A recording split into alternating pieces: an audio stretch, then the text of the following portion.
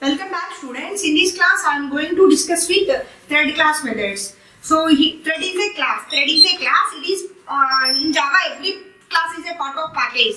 So, thread class is present in lang package. Lang is the default package. So, in Java, what is the default package? Lang package. So, in Java, thread is a class. That class is present in lang package. So it is a default package. We users need not explicitly import the lang package. So at the time of compilation, automatically it takes the lang package because lang is the default package. Thread is a class. That class is present in lang package. So every class, generally what class contains? Generally every class contains variables, methods and constructors. So in order to accessing methods of the class, first we need to create object of the class. So here thread is a class. The class provides number of methods. Here let us see one by one. So here to create a thread we can use the following forms. First one, we can creating object of the thread class. Thread T1 equal to new thread. So it is a default constructor.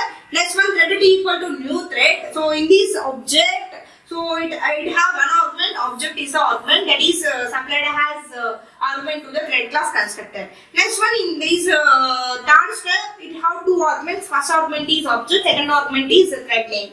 So coming to the next one. So here thread class provides number of methods. So to know currently running thread. So here threads, multi-threading. In multi-threading environment, multiple threads are executing concurrently. Multiple threads are executing simultaneously. Suppose we want to know which one is the current thread. So suppose we want to know, so present which one is the current thread to executing. So on that situations, we can call current thread method. So here thread T equal to thread dot current thread. So this method will help us to find the current thread. To find the current thread of in our program. Next one, to start the thread. To start the thread, we can call start method. Whenever we can call the start method, implicitly run method body could be executing. So next, coming to the next method. Suppose to stop the execution of a thread for a specified time. Already I told you in thread lifecycle methods. Suppose to stop the execution of a thread for a specific period of time, we can use sleep method. Here we can call thread dot sleep. Here sleep method have one argument milliseconds. This return type is integer type. So we can stop the execution of a particular thread, specified thread, with some period of time. After the time period is elapsed, again the thread will goes into running state and waiting for CPU execution. So next one, sometimes we want to know what is the name of the thread. So get name method. So get name method returns the name of the thread. So here we can creating object of the thread class. Suppose thread T equal to new thread. With the help of those object reference, we can accessing methods. Generally, how we can accessing the methods? We can creating object of the class. With the help of object reference, we can accessing the methods. We can call the methods. Here get name method. What is the importance of get name method? Suppose sometimes you want to know name of the thread. So in those situations, get name will help us to find the name of the thread. So T dot get name. So it stores our result as name. It returns which type of data type? String. Name means string type of data type. To set the new name of the thread. Already thread have some name. It is existing name are there. So suppose we want to change the name of the thread. So we can set the name of the thread by using set name method. So with the help of these object reference, we can accessing methods of the thread class. So we can set new name of the thread. Suppose next one, to get the priority of the thread, so we can call thread get priority method. So we can get the priority of the thread. Thread have some priorities. Priorities range from 1 to 10. So next 1 is the minimum, 10 is the maximum. Default priority of the thread is 5. Suppose we want to know priority of the given thread, specified thread. So here get priority method will help us to know the priority of the thread. So it returns our result stored in P number, it returns the integer type data type. In similar way, we have to set the priority of the thread by using set priority method. Normally you know that any method have two names, second word, first letter should start with uppercase letter. These are the naming rules, naming conventions. So here set priority method have one argument, P number, it is integer type data type. So next one, to test if a thread is still alive. So suppose sometimes you want to know one thread is ending. So in this one, is alive method will help us to find whether the thread is still running or ending. So whether the thread is running, it returns the true, otherwise it returns false. So in those situations, is alive method will help us. Next one, to wait. Suppose to wait till a thread dies. Suppose number of threads are executing T1, T2, T3. Suppose T2 thread will wait until T1 thread terminates. So after T1 is finished its task, then T2 will enter and starts its execution.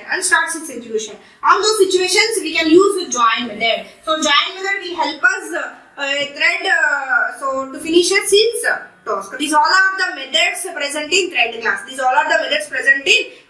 Start method, yield method, sleep method, set priority, get priority, set name, get name, is alive, join, is demon. These all are the methods present in which class? Thread class. Generally, every class contains some variables, data members, member functions. So thread class also have a number of methods. In order to accessing those methods, first we have to create object of the class. Then we can access in the methods. Is alive and join methods. So in this class, already we discussed what are the methods available in thread class.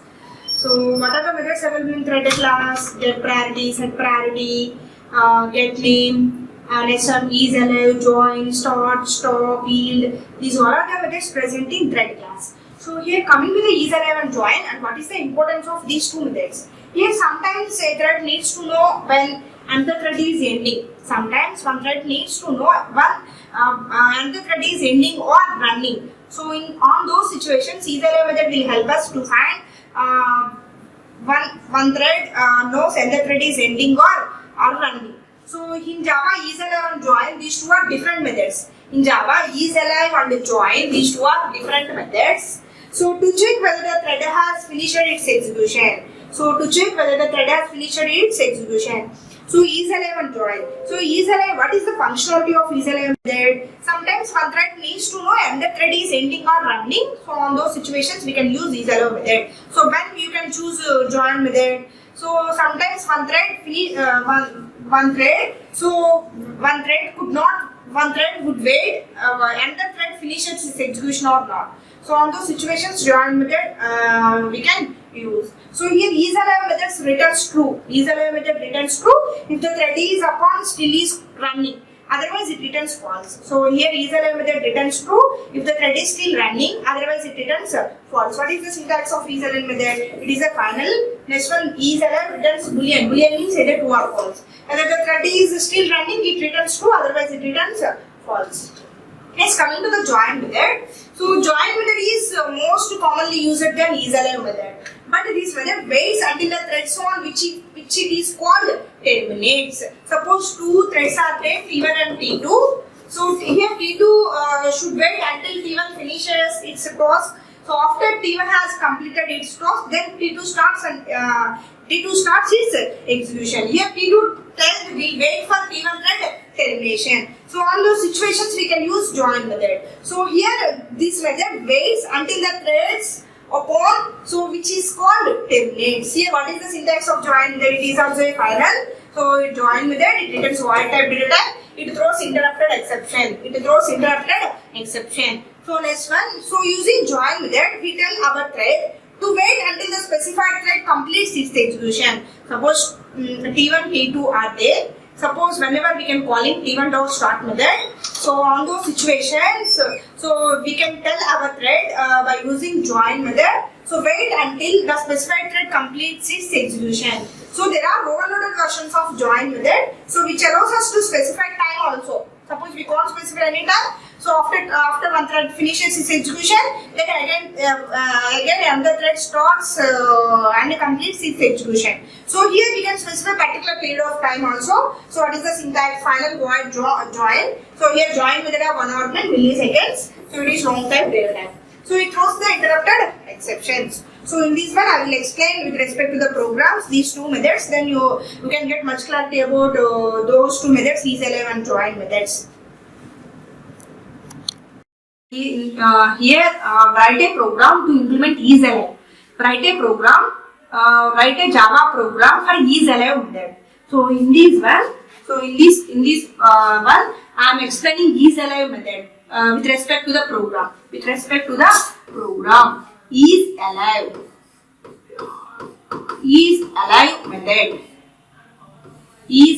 method. So if any method contains two words, second word, first letter should start with uppercase letter. Is alive. A should start with uppercase letter. So it is a method. This method is present in which class? thread class. This method is present in which class? Thread class. So here I am explaining this method program. Here let us try to understand. So here class my thread extends thread. Here class my thread extends thread. Class my thread extends thread class. Here class my thread extends thread class. Class my thread extends thread class. That's when I am invoking run method. Public void run. Public void run. After run method, so here I am invoking run method. Public void run method. What is the body of this run method? Here I am defining system dot out dot println. System dot out dot println. Hello. System dot out dot println. Hello. Next one. So I am using try block. Try thread dot sleep. Try thread dot sleep 500 milliseconds. Next I am closing try block. Next one catch interrupted exception. Catch interrupted exception. Catch interrupted exception. E. Interrupted exception E. We can close and we can open and close in the catch block. Next one. After that, so I'm defining one more system dot out dot println statement. Here I am writing system dot out dot println. System dot out dot println. Hi. Next I am closing run method body. Next here I am closing run method body. So next one defining main method. Public static void main. Here I am defining main method. Public static void main. String aux array.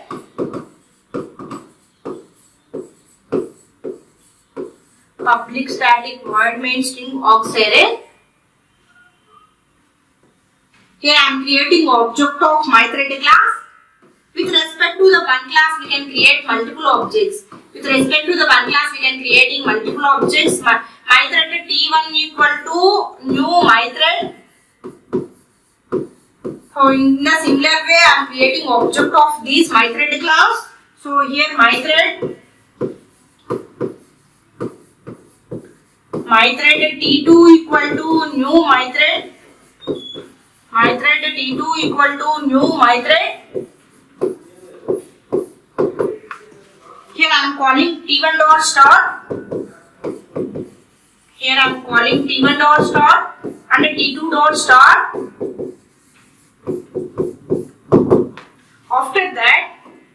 After that, I am defining two more system dot out dot println statement. Here system dot out dot println. System dot out dot println. T1 dot is alive. T1 dot is alive. And system dot out dot println. And system dot out dot println. T2 dot is alive. T2 dot is alive. Okay, let us see this program. So here I am defining one class. Our class is my thread. It is the subclass. Thread is the superclass. Here my thread extends the thread. Subclass inherits all the properties from superclass. Thread is a predefined class. What are the default behaviors applicable in thread class? Here our class my thread inherits all the properties from thread class.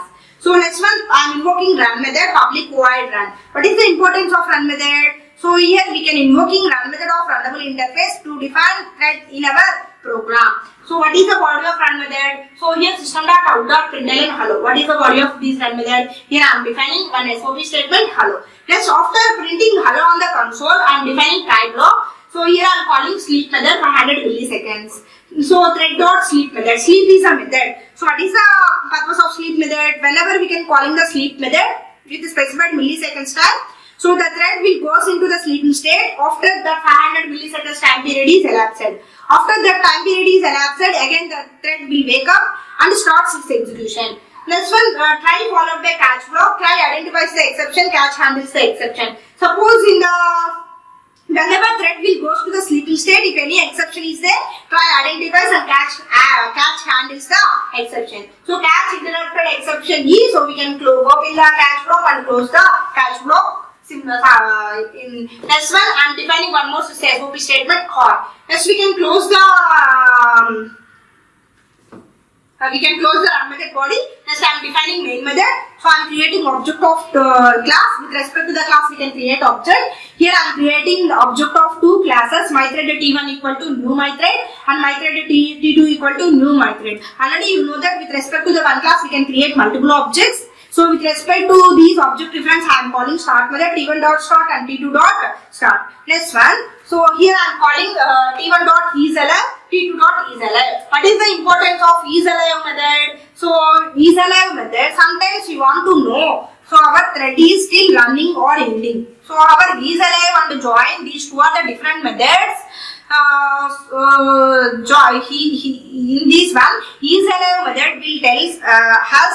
So our thread is still running or ending. So whether the thread is still running, it returns the true, otherwise it returns the boolean, otherwise it returns the false. So here I am creating object of these two classes T1 dot start. Whenever I am calling start method with the help of first class object reference. So what is the body of run method? That body could be executing. So here in our program, two threads will be created, T1 and T2. So in our program, in this program, two threads will be created, T1 and T2. First T1 starts its execution. And print hello on the console. First T1 starts its execution and print hello on the console. After printing hello on the console, the thread T1 will go to the sleeping state 500 milliseconds. On that time, thread T2 will start its execution. On that time, thread T2 will start its execution.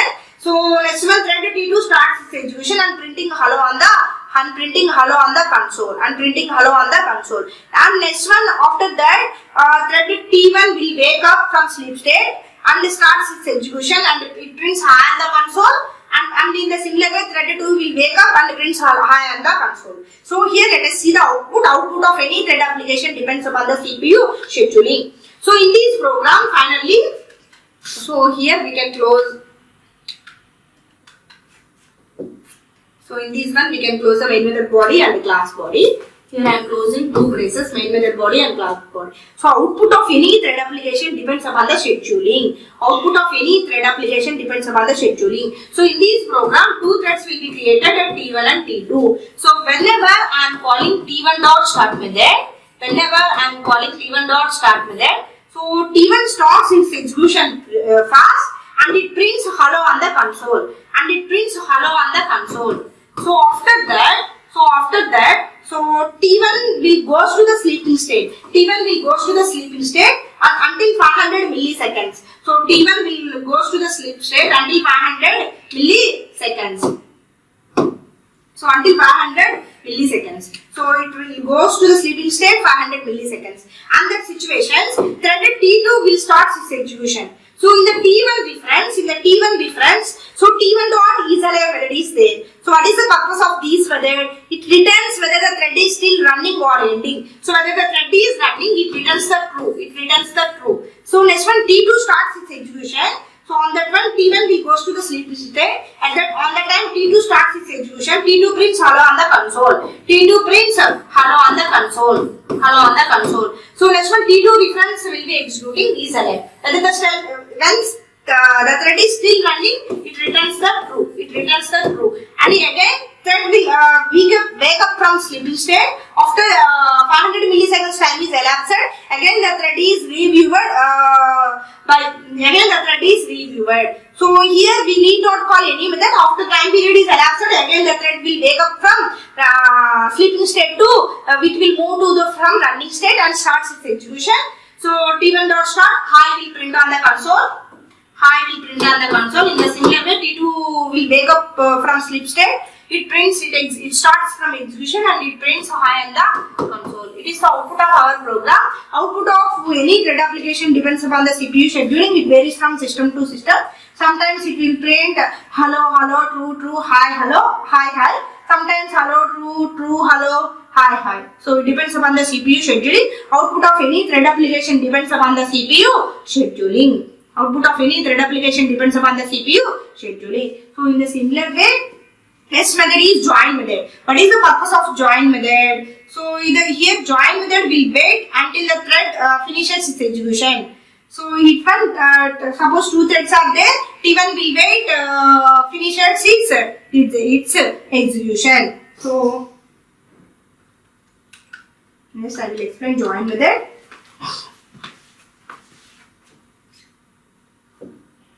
Here I want to explain join method program. So write a program to implement join method. Write a program to implement join method. First you have to see without join method what is the output we have getting, and we can apply in the join method what is the output we have getting. So here first I just tell you without join method, so we can see. So here I am writing the program.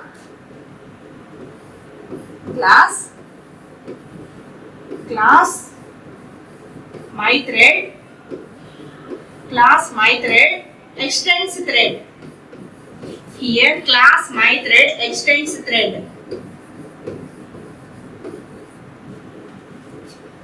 Next one, here I am defining one class. So class my thread extends thread. Here my thread is the subclass, thread is the superclass. Already you know that. So every subclass inherits all the properties from superclass. Here our superclass is thread. Thread is a class. In Java every class is a part of package. Thread is a pre-defined class. It is present in which package? Lang is the default package. So here we need not import lang package because lang is the default package. At the time of compilation automatically it is imported. So here I am invoking run method. What is the syntax for invoking run method? Public void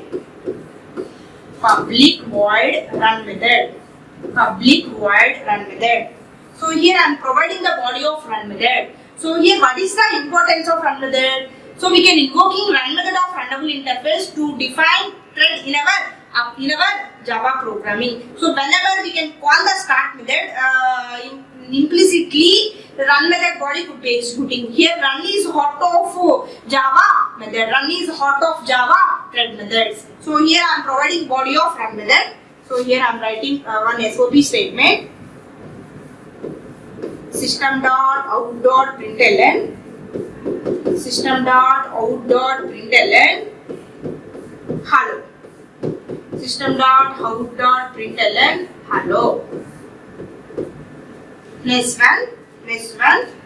So here I am using try block. Try thread.sleep 500 milliseconds. This thread goes to the sleeping state. Here I am closing try block body. Next one catch. So join method throws which exception? Interrupted exception. So here I am interrupted exception.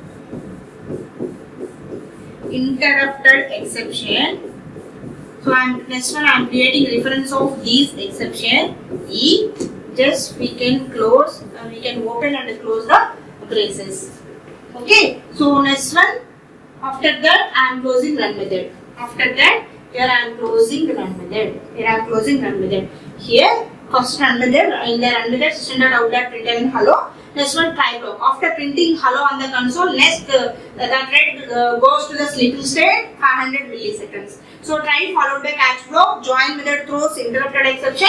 So in the catch block interrupted exception, here E is the reference of interrupted exception. So the thread goes to the sleeping state for a specific period of time 500 milliseconds. After time period is elapsed, again the thread goes sleeping state to runnable state and waiting for CPU execution. So here I am closing try block, catch block body and the run method body. Next one I am defining main method. Public static void main. Public static void main. String aux array. Public static void main string aux array. After After main method, we can open the curly brace. Next, here one. So in this one, I am creating object of my thread class. Here I am creating object of my thread class. My thread T1 equal to new my thread. With respect to the class, we can create object. Here I am creating object of the class. What is our class? My thread. So in the similar way, I am creating object of my thread class. With respect to the one class, we can create multiple objects. With respect to the one class, we can create multiple objects. Here I am creating object of my thread class. My thread T2 equal to new my thread. My thread T2 equal to new my thread. Next one. Here I am calling T1 dot start. So with the help of these object reference, I am calling start method. Again I am calling T2 dot start method. T2 dot start method. Here I am closing main method body and class body. So if you look at this program, if you observe these program, so here I am defining one class. Our class extends thread class. Next one, here I am invoking run method. I am providing body of run method. System.out.println hello. Next, after printing hello, it will goes to the sleeping state. Next, try followed by catch block, because try and catch blocks handles the exceptions. Try identifies the exception. After exception is identified, it will goes to the catch block. Catch handles the exception. Next one, main method. I am creating object of our class, my thread class. With the help of these object references, I am calling start method. So here what will happen? So here, whenever I am defining the run method. So next one. So in this program, so we create two objects. So in this program, we create two objects. What they are? T1 and T2. In this one, we can creating two objects, T1 and T2. So first one, T1 starts its execution. Whenever I am calling start method, so T1 starts its execution. And it prints hello on the console. So T1 starts its execution and it prints hello on the console. After printing hello on the console, so threaded T1, first thread will goes into the sleeping state. 500 milliseconds. On that time, threaded T2 starts its execution. And print hello on the console. And next one. So T1 thread will wake up from sleeping state.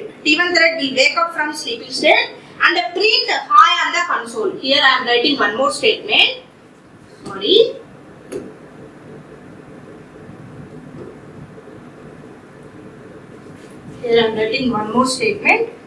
System.out.println.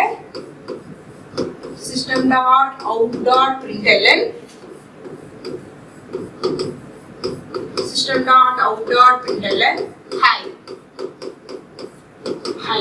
System.out.println hi. So here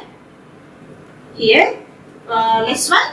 So T1 will wake up from sleeping state and it prints hi on the console. Next T2 will wake up. Next one is in the similar way, T2 will wake up from sleeping state. So next it prints T2 starts its execution. So after that, system.out.println hi, it prints hi on the console. It is the output of our program. So after compiling and run this program, what is the output we have getting? Hello, hi, hi. So this program means without join. Without join, what will happen? So here this program means without join method. Without join.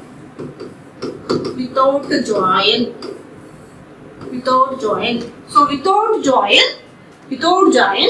So here multi-threading means multiple threads executing concurrently. Multiple threads are executing simultaneously. First, with respect to the object reference, we are calling start method. So whenever we can calling start method, what is the functionality of start method? The functionality of the start method will hand over the run method of runnable interface present in the thread class. Whenever we can call the start method, which method body could be executing? Implicitly run method body could be executing. So here I am calling T1 dot start method.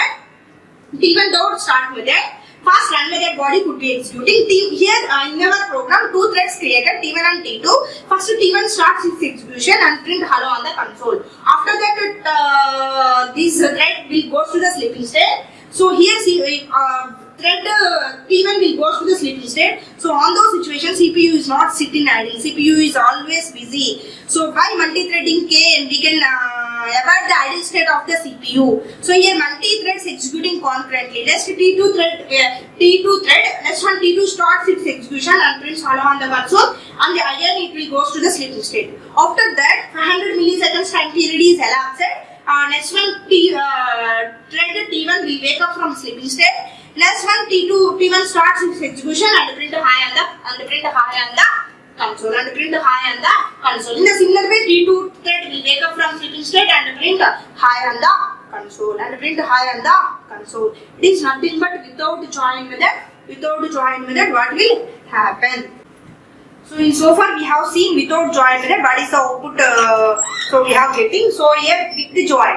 So with the join what will happen? So here after that, so here this one is same. So here in our program, two threads are created, T1 and T2. So whenever I am calling start method, it will go to the sleeping state. So T1 dot join. So here join method means here two threads are there, T1 and T2. So T2 will wait until T1 terminates. So T1 will wait until T1 finishes its execution. So up to T2 will wait for T1 termination. So here T1 dot join means, so T2 will wait, T2 finishes its completion. So here T1 dot join method. So here T1 dot join method. So next one catch. After that catch interrupted exception is next to T2 dot start method. So in our program, what is the output we have getting? So here two threads created, T1 and T2. So whenever we can calling T1 dot start method, it goes to the sleeping state. So in that one we have defining time block T1 dot join. So whenever we can calling join method with the help of these object reference. So first of all, T1 starts its execution and it prints hello on the console. After that, thread T1 will go to the sleeping state. So next thread again, the thread T2 will not start its execution. After thread T1 finishes its execution completely, then only T2 starts its execution. So join method means, so this one T1 dot join means this one finishes its execution completely. So whenever thread T1 finishes its execution completely, then only T2 thread starts its execution. So starts its execution. So here after that thread after that it prints hello on the console. After that the thread will go to the sleeping state. So in this one thread T2 it not starts its execution. So whenever T1 finishes its execution completely successfully, then only T2 starts its execution. So again it prints hi on the console next to T2. After that the T2 starts its execution. After that the T2 starts its execution and prints hello on the console. After T2 it will goes to the sleeping state 500 milliseconds. After time period, that 500 milliseconds time period is elapsed. So again T2 starts its execution and prints hi on the console. Hello, hi, hello, hi, hello, hi. So in the previous program without join method, what is the output? Hello, hello, hi, hi. So in this one hello, hi, hello, hi. So these two programs without join and with the join, first of all, so we have to create through thread objects, my thread T1 equal to new my thread T2 equal to new thread. So without join, whenever we can calling T1 dot start and T2 dot start method, first of all T1 starts its execution. Whenever T1 starts its execution, it prints hello on the console. After printing hello on the console, thread T1 will goes to the sleeping state. In that situation, CPU is not sitting idle. So again CPU switches from enter thread, T2 thread starts its execution and it prints hello on the console. Next after that this time period 500 milliseconds time period is elapsed. T1 will wake up from sleeping state and starts its execution. It prints hi on the console. In the similar way T2 will wake up from sleeping state and it starts its execution and prints hi on the console. But with the join method, so whenever T1 starts its execution, so T1 dot join. Join here T1 dot join means whenever T1 executes its task successfully, then only T2 will enter and starts its execution. So the statement meaning T1 dot join means in this one T2 will wait at T1 termination. So in this statement means T1 dot join, T2 waits at T1 termination. T2 waits at T1 termination. After T1 is terminated, then only T2 starts its execution. So in this one, thread T1 starts its execution, it prints hello on the console. After printing hello on the console, it goes to the sleeping state, 100 milliseconds. So T2 will wait until T1 termination. So after 500 milliseconds time period is elapsed, it prints hi on the console. Next one. So T2 dot start means yet thread T2 starts its execution. So and prints hello on the console. After that it goes to the sleeping state. After time period is elapsed, again the thread T2 starts its execution and prints hi on the console. It is the output hello hi, hello hi. So it is the output we have getting. So thank you everyone. So up to this one we have completed threads. So what is threading? What is the importance of multi-threading? Next one, how to implement threads. Next, what are the next one, thread life cycle, and what are the methods of thread class. Up to this we have completed 4 concepts related to threads. First one is introduction to multi-threading. Introduction to multi-threading concept. Next, how to implement a thread. Next one is thread life cycle. So next one, thread class methods. So introduction, multi-threading. Multi-threading means multiple functionalities are executing simultaneously. It is suppose in multi-threading, multiple functionalities are executing concurrently and simultaneously. So while you are listening the music at that time, you can chat with your friends. Next one, you can read any documents. We can do multiple tasks simultaneously. Suppose for example, suppose suppose you will be eating the dinner. At a time you will watch the movie. So watch the TV, watching the TV. So you are doing 2 different tasks parallelly, simultaneously. It is nothing but multitasking. So we call in a computer as multitasking. It is achieved through multi-threading. So to achieve multitasking, Java provides the ability. Java provides the ability is called multi-threading. Multiple tasks are executing parallelly. So here multi-threading means it is independent. So compared to here, multitasking can be classified into 2 types, process-based and thread-based. In process-based multitasking, so it is a heavyweight process. Cost of communication between processes is high. Already you know that process is a program is under execution. A process means a program is under execution. So in this one, switching between one process to another process, it takes more time because each and every process has separate memory address area. So suppose whenever CPU is switching from one memory address to another memory address, it takes some time. Because thread is a lightweight process. Thread share the common memory. So context switching is easy compared to process. Threads are very easy because it shares the common memory area. Suppose we have to switch one thread to another thread, it takes less time compared to process. It is the difference between process and thread, process-based multitasking and thread-based multitasking.